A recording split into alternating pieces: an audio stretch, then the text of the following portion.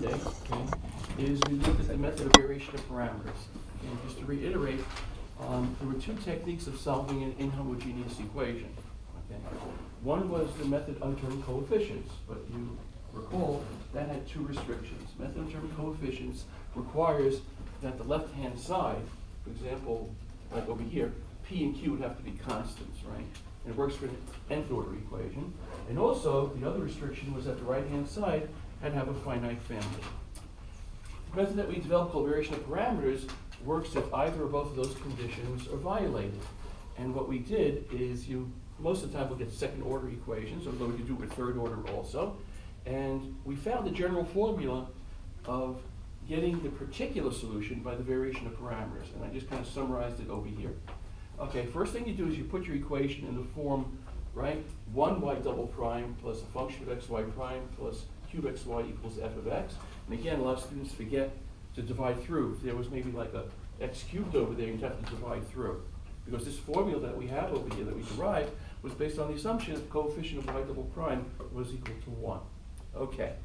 So you know how the procedure basically, the first thing you do is look at the associated homogeneous equation, right? Set f of x equal to 0, or ignore it rather, okay? And you get two linearly independent solutions of the homogeneous equation. That's what y1 and y2 are, right? L1 y1 is 0, L1 y2 is equal to 0. Okay. Then, to use variation of parameters to get the particular solution, you remember the general solution of the homogeneous would be c1 y1 of x plus c2 y2 of x. You replace those constants by unknown functions of x, u1 and u2. Okay? And then once you find u1 and u2, you just plug in here, you got your particular, and your particular plus your complementary, of course, is the general solution. Okay, it's a little bit involved. What happens is we don't get functions, we don't get a closed form formula for u1 and u2 directly, but rather we find expressions for the derivative of u1 with respect to x and the derivative of u2 with respect to x. And they all can be constructed from two fundamental solutions, y2, y1, the right-hand side, and what's called the Wronskian in the denominator, which is this determinant over here, right? You have the functions in the first row and the derivatives in the second row. So it's mostly just plugging in, okay? And I don't expect you to memorize this. If I gave an exam question where I said use a method of undetermined coefficients, use variation of parameters, or you had to, you'd flip over the test and the formula would be on the back, okay? I don't want people to memorize this, okay? Okay, so we, this is, I don't know how many I'm going to do over here because it gets kind of boring, but, we'll just do at least a couple of them. And there's homework on this also, which I haven't posted yet. I'll do that today probably. Okay? So let's get the first example over here. Okay? And again, you could do this, if you didn't have this formula. Suppose you're on an island or something, you don't want to derive it again. If you knew the technique, you could derive it for any given problem, right? We know what happens, you just get the homogeneous, you do this thing, and you plug that in, and then you impose the constraint, remember, which would be, I'll go through, remember there was a constraint that we imposed, and then you just solve for u1 prime and u2 prime. But since we have the formula, why go through it all over again? Here's the first example that we're going to do. It's the second row with respect to x.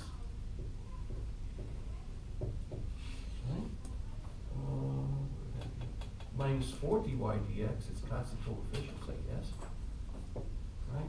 Y double prime, minus 4 dy dx plus 4y. It's supposed to be a 4. Equals x plus 1 exponential of 2x. Okay, so we've got y double prime minus 4y prime plus 4 equals x plus 1 e to the 2x. Okay. Now, if you look at this, you actually could use variation of parameters. Sorry. You could actually use method undetermined coefficients because the coefficients on the left are 4 and 1, which are constant. And the right-hand side does have a finite family, right? It would be e to the 2x and x e to the 2x, okay? But, this method is more general, so let's just, as an exercise, try to do it this way. You may want to do it the other way, too, make sure that you can do it with both techniques. So the first thing you do is you look at the homogeneous equation. Homogeneous solution of the homogeneous equation. Well, here we have an r squared minus 4r plus 4 is equal to 0, which of course is just r minus 2 on e squared, right? So we have a double root, right? So R1 equals R2 equals 2.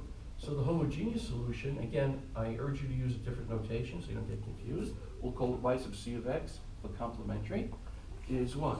Since we've got a root of 2, you get arbitrary constant e to the 2x, and since it's a double root, we have c2x e to the 2x, which give us our two linearly independent solutions of that equation. Okay? Now we want to get the particular solution, right?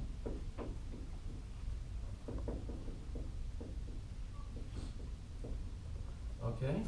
The form of yp of x is right over there, right? It's u1 y1 plus u2 y2. Okay? So u1 of x, and of course what you call y1 and y2 doesn't make a difference. Let's call this y1 of x. So it's u1 of x times the first homogeneous solution plus u2 of x times the second homogeneous solution, x e to the 2x. Okay? So we have to find u1 prime and u2 prime from those formulas now. Okay, I don't have it here, so I'll do this on the board. Okay, let's work out the Wronskian first. I guess that'll be something that'll be useful, right? We have the first row, the two homogeneous solutions, which I said, well, what? We chose to be e to the 2x and x e to the 2x, right? And then in the second row, we differentiate those fundamental solutions. The derivative of 2x is 2e to the 2x. And the derivative of this guy, let's be careful, it's e to the 2x, right? And then get a 1, using the product rule, e to the 2x times 1, plus x, 2e to the 2x. So plus 2x. Everybody agree with that? Right? Differentiate x e to the 2x by both, you get e to the 2x plus 2x e to the 2x. Good, okay. So we do this determinant, that times that, we get an exponential of 4x times 2x plus 1, right? E to 4x times 2x plus 1 minus 2x e to 4x.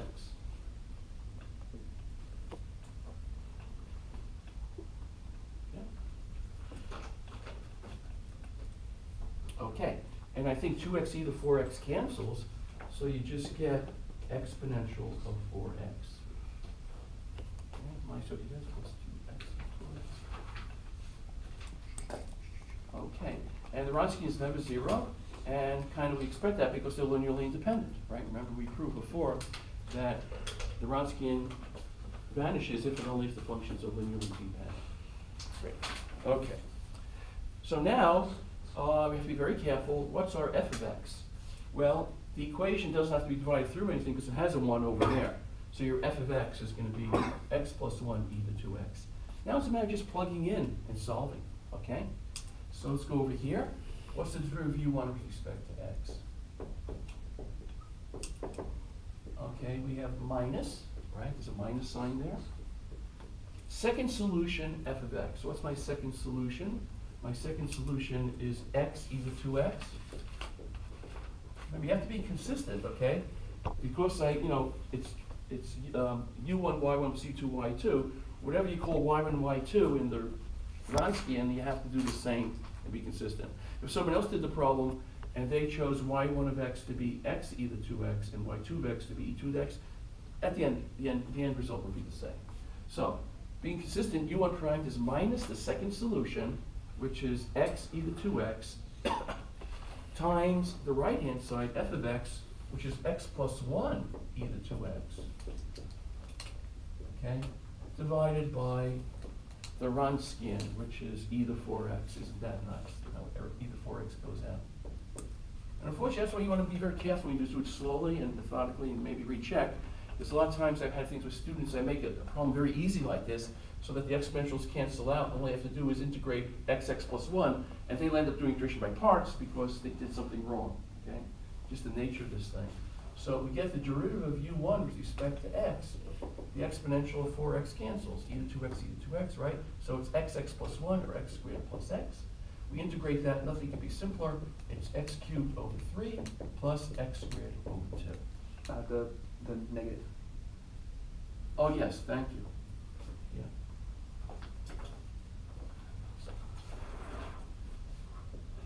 U1 equals minus this. Yeah, that would have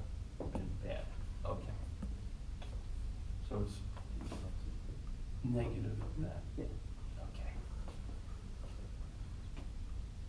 Good. Okay. And now we have the derivative of u2 with respect to x.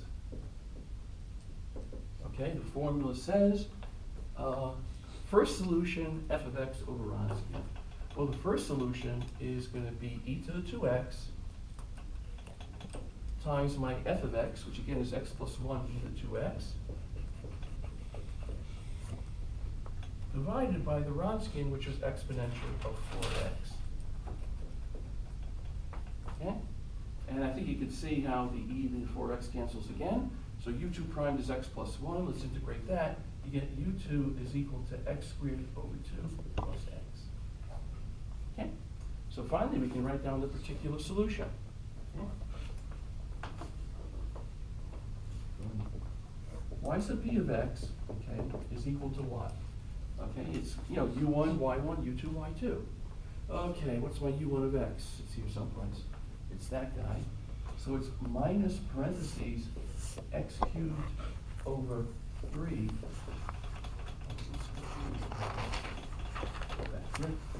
Y particular of x is u1, y1. Okay, for the u1 I got minus paren x cubed over 3 plus x squared over 2 times my first homogeneous solution, y1, which I chose as e to the 2x, plus u2 of x, which was, this is quadratic over here, I guess, x squared over 2 plus x times y2, which was x e to the 2x.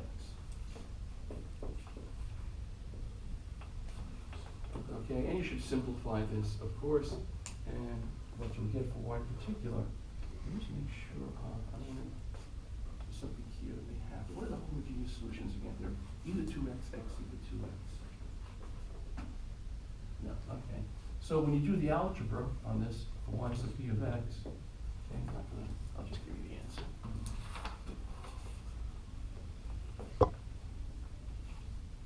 You'll find out it's just x squared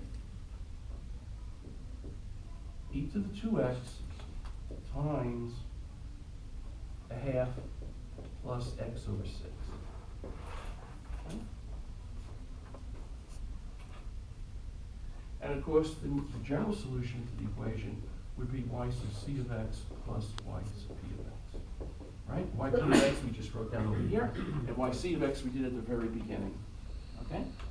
So that's the way these things always, occur. Basically, you'll get your homogeneous solution, and then you add on the particular. Okay? Any questions on this particular problem here? Okay. Let's do another example then. Okay. Everybody can see I'll go over here. Example 2.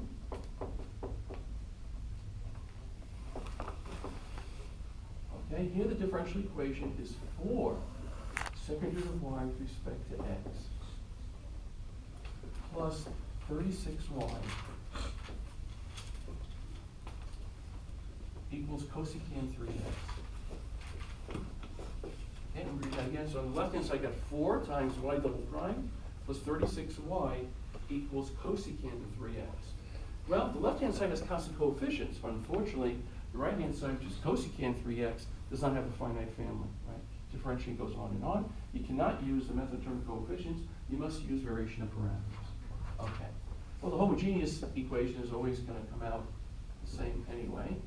And what I want to do also is just, looking ahead, I know I want to use that formula for the particular solution, right?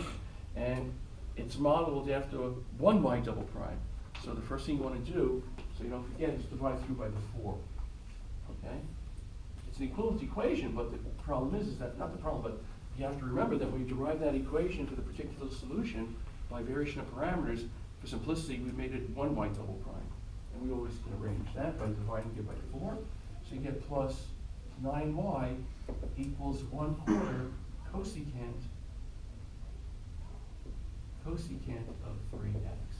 Okay.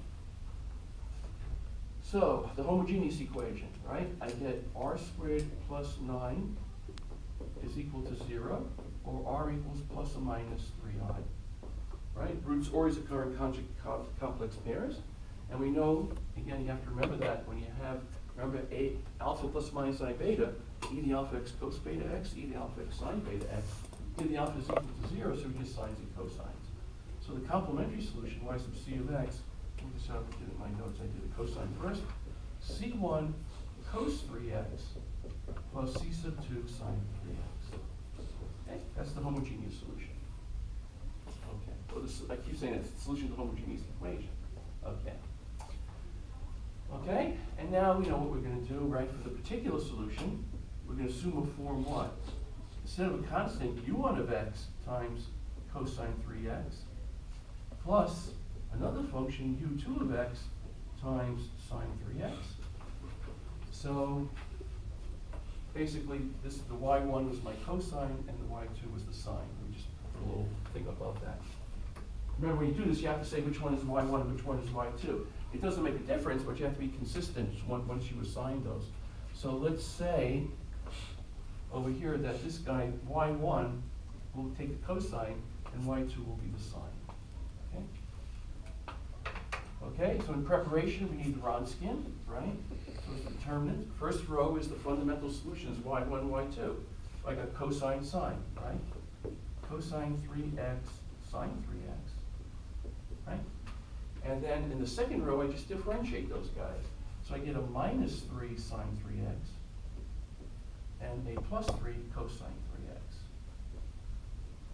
When I take the determinant, I'll get 3 cos squared minus a minus 3 sine squared, and that's a 3. You know, you should know the identity, sine squared plus cos squared equals 1, right? Okay.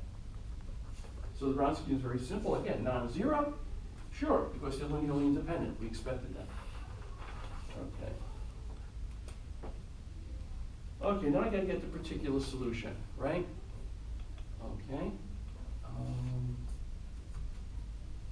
I'm gonna be working left to right.